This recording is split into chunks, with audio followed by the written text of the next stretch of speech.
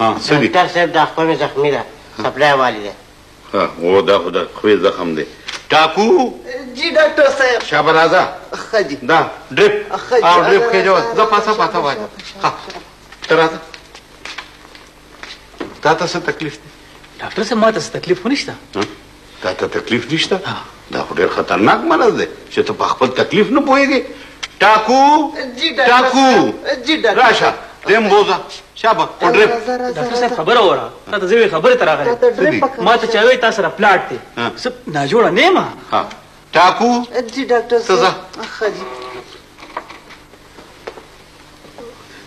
دا څه کوي ډاکټر صاحب اړه دې ګور زړه پرېږدوئ